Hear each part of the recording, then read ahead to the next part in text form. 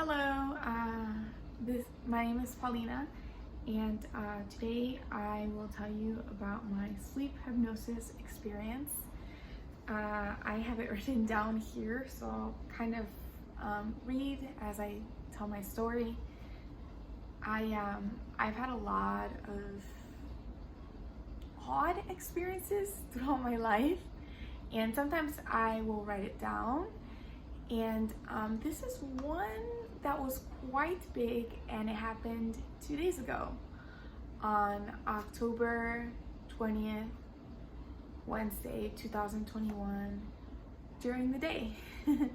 Because I work from home and I have odd hours. I teach online, and I was working in the morning and I had a break before my next class, so I decided to take a nap, and this happened during my nap.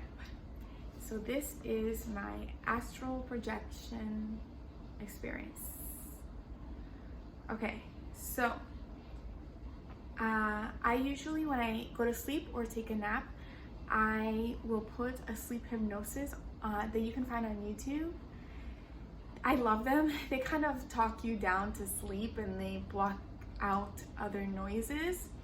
So I had that sleep hypnosis, and usually it just kind of runs out and I have the video auto stop, but it didn't this time. It kind of just stopped mid hypnosis. It just turned off.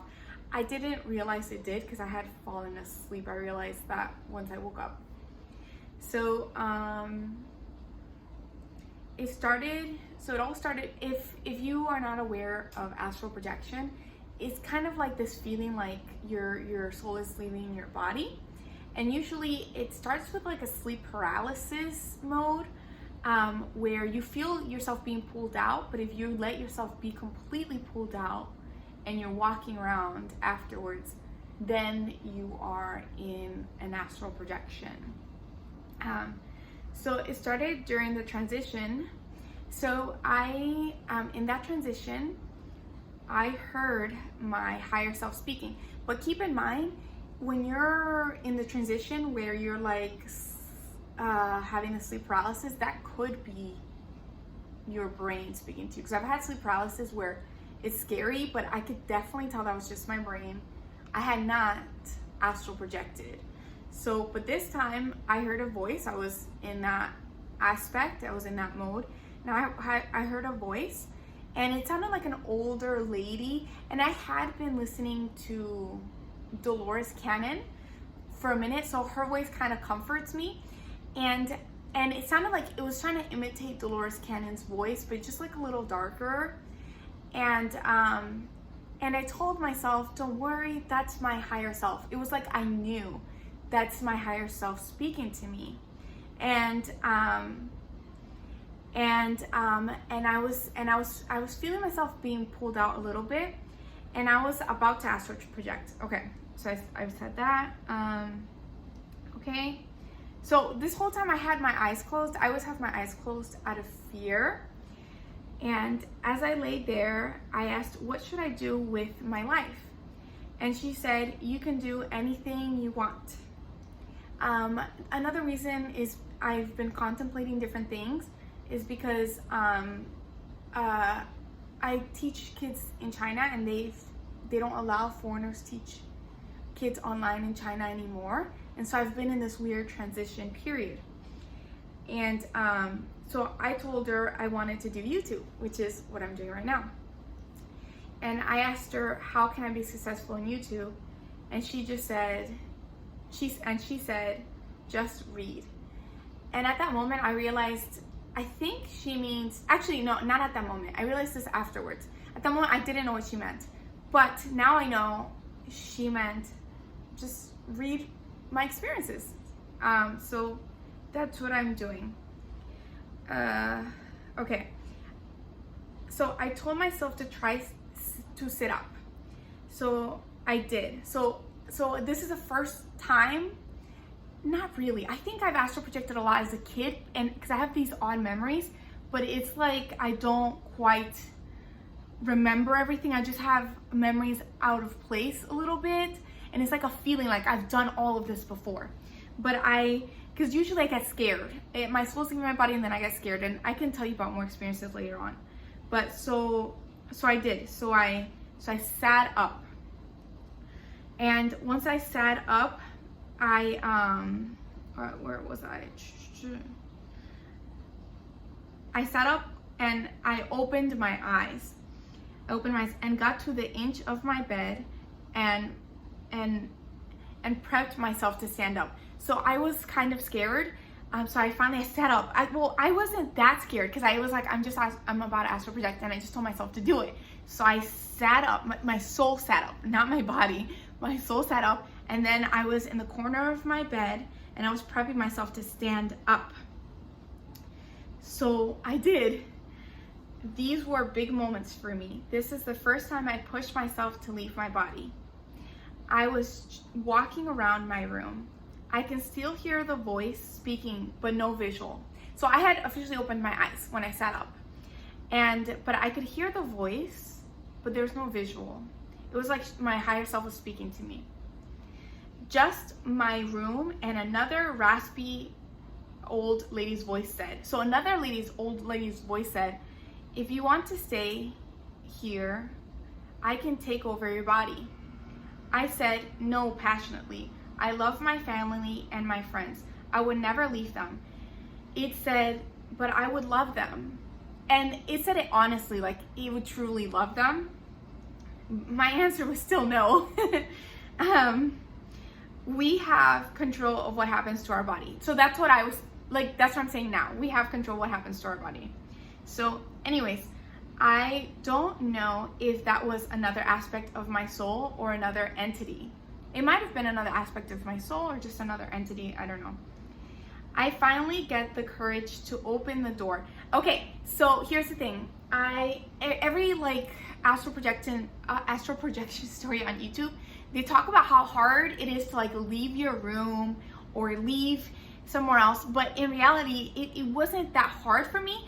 I think as a kid, I used to astral project all the time. I think we leave our bodies every night, honestly. We just kind of forget. But I was 100% conscious aware this time. And I'm pretty sure as a kid I was all the time too. So okay, where was I? Oh, I finally get the courage to open the door, and everything that I had read online said it was hard to leave the room. I thought about it, but I pushed myself and took a step forward, and it was easy for me. I'm pretty sure I have done this many times before. Okay. Before going to the living room, I looked back and made sure my silver my silver cord was attached to my body, and it was. So I know that when you astral project, so for you to come back to your body, you have to have your silver cord leading up to your body. So I was just making sure that my silver cord was still attached to my body. Okay, and it was. Okay, where was I? Okay, when I was in the living room, I noticed my cats Simba and Maya playing. Oh, I'll answer that later. It occurs to me, can they notice me? The odd part was that there were two Simbas playing with one Maya. So I have two cats, Simba and Maya. But when I look down, there's two Simbas playing with one Maya. And the thing is, I've always had a really special connection with Simba. I don't know, when I adopted him, he actually picked me. I was going to get a dog. He picked me, and I don't know, I feel like he's my child, like he's my baby. I don't know. I've always had a really special connection with Simba. I love both of my cats with all my heart. Okay. So the odd part was that there was two Simbas playing with one Maya. Why are there two Simbas? So I put here, now that I think about it, it may be there is one Simba in the astral plane. I have always had an extremely strong connection with Simba. So that was like a side note that I put later on. Not something that I thought at the moment. I see the cats play fighting, and I say no fighting, and move Maya slightly because she was kicking Simba, and they continue playing like nothing. So I just picked up Maya, moved her slightly, And then she just continues like playing, like as if she's used to that. Like nothing. So after that, I wanted to go outside. So I opened the door. And again, I have to like, I'm pushing myself to do this. So I opened my door and pushed myself for that first step. And I did it with ease. Once outside, I walked through my hallway and out into the world. When I look up, I can see souls in the sky. Some were from deceased souls, and some were from people who were astral projecting just like me. You can tell the difference. The deceased souls looked like they were asleep, and they, with a glowing rectangle. I put square, but it was a rectangle around them. I tried to jump and fly a little bit, and I was able to do that, but I was a little concerned. Oh, also another thing. Right before leaving my living room to outside, I checked again, making sure my silver cord was there. I forgot to write that because that's just something that I have in my head. Like, my silver cord has to be there, but I know it's going to be there. Okay. But I was a little concerned, so I quickly went down and kept checking that my silver cord was still intact. When I went down, I saw that my apartment door slightly opened. So I can still look into the hallway. So I looked, and my apartment door was slightly opened. And so I went through the hallway and closed my door. Then I walked through the hallway again, and when I was outside, completely outside, everything looked slightly different. So I walked through the hallway again, and then I was completely outside, and everything looked slightly different. When I looked up in the sky was bright blue with a few beautiful clouds. And honestly, that's what the sky looks like here. The sky looks bright blue with clouds. It's very beautiful. That same day I checked, and that's what it looked like. And the deceased people were the happiest they were. Okay, so when I looked up, there was deceased people, and they were so happy to have passed on. They were so happy. And they were wide awake, paragliding through the sky. So I think I might have just entered a different realm when I went back through the hallway, and they were wide awake, paragliding, having fun. And they were so happy and full of joy. And there were other happy astral projecting people flying in the sky too. So there are other people that were astral projecting like me, and they're like, woohoo, flying in the sky, having fun. Okay. When I look to my left, I see a line of souls so excited because they were in line to pass away. Okay, so I start walking, and then to my left, I see it's like a zigzag line, and they're souls, and they're so excited to be in the line, and the line was to pass away, but they were so excited. And let's see, I knew everyone in the line. They were my soul family. So when I look closely, I knew everybody in the line. The thing is, it's people that maybe I haven't seen in like 20 years or 25 years, or I haven't seen in a long time, but I just recognized them and I knew them. And at first I look at them and I was like, wow. And it's just random people in my life, but I knew they were my soul family, and I felt love for them. I felt so much love. And I saw many people that I had not seen in many years, and I could see what they look like now, but still recognize them. So I could see what their human bodies look like now. And okay, here's an example. And I felt this deep, deep love, and they were so happy, and they were all talking to each other in this line, but they were in a line to like pass away. But they were so excited. Okay, so let's see. I saw many people I recognized many years. I can see what they look like now, but I still recognize them. Everyone in my life is important. They were meant to be there. They were my soul family, and I just felt a deep love for all of them. There was one boy that I was friends with, and he used, in elementary school. I was friends with him in elementary school, and he used to come for me in elementary class. I saw how he grew up and looks like now in the human world. He looked kind of rockerish. He had black earrings and a black nose ring. with a white button-up shirt, long sleeve shirt.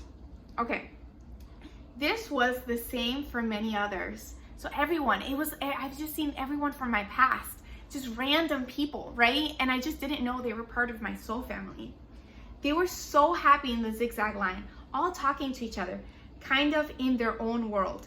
Okay, I'm gonna change the name of these people. I spotted, let me change the name. I spotted Jessica and Carlos. So Jessica and Carlos, I'm not necessarily close to them. I grew up with them. I went to high school with them too. They're a couple that's been together for like ever, and they are more so best friends of one of my close friends, but I'm not super close to them. Sometimes I'll see them in like gatherings and stuff.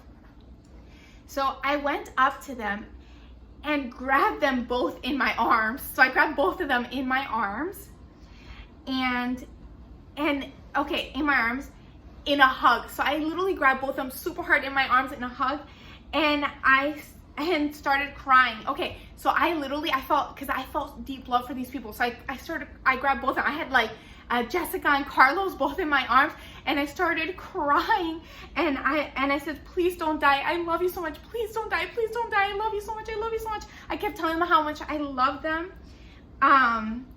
I kept telling them that I love them, and to not do this, and to not do this. They were slightly confused, but still very happy. It was like it didn't faze them. Okay, so this is a side note that I put later on. I think this was another aspect of their soul. You have to remember, time is not linear. This line may be a lifetime for us, but not for them. So the line can be a lifetime for us. You know, this can be a line for many years, you know, and they don't realize that maybe they visit this place in their dreams and they don't know or something. Also, the line didn't really seem to be moving. Yeah, it was just like still. Everybody was just talking. It was like they were all having a blast chatting. The strong emotion was enough to snap me back into my body. So I literally went into this strong emotion because I felt so much love and I didn't want them to pass away. I literally grabbed this couple. It snapped me back into my body. Then I just opened my eyes. Shortly after, Simba started meowing. He wanted to be with me. It was like he knew. It was like he knew. And then I can hear Maya walking because I think she wanted to be with me too. Okay, and then the weird thing is that the next night, this was a dream. I don't, maybe I astral projected, but it wasn't like a strong, like super conscious. I didn't want to astral project. So it was a dream, but it was like I was doing this. The next night, it was a dream. I was in this place where there were many animals for adoptions. It seemed like an underworld. It was like a lower realm, but it was like a lot of abandoned animals. I found the other Simba. So, okay, let me start over that part. So the next night, I go to sleep, and the dream that I remember was that I was in this place where there were many animals for adoption. And it seemed like it was another plane of existence. It was like a lower plane of existence. And I found the other Simba there. It was like animals that were lost. They were like lost animals. I found the other Simba there, and he had a smaller ear. So he looked exactly like my Simba, but he had a smaller ear on one side. I gave him, so I picked him up initially, and I was like, you're coming home with me. And because when I saw him, I thought I had lost my Simba. And then I realized, oh, that's Simba, but it's another Simba. And then I grabbed him, and I was like, and then so then I put him down, and I gave him the option. I gave him the option to come, and if he wanted to come home and live with us, right?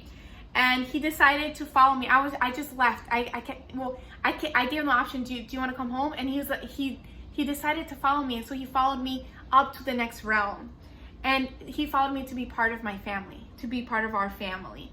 So that's why I have 3 cats. I have Simba here and Maya, and then the third Simba, which is an astral version. I think it's another aspect of his soul. It's still Simba, and he's just, I can see him in the astral realm with the other 2 cats. And it's funny because at around 3 in the morning, My boyfriend says that Maya always is playing with somebody. I think she's playing with Simba. So I have 3 cats. And I think maybe that's another reason of maybe why I have such a strong connection with Simba. I don't know. Anyways, that's my story. Okay, bye. Have a great day.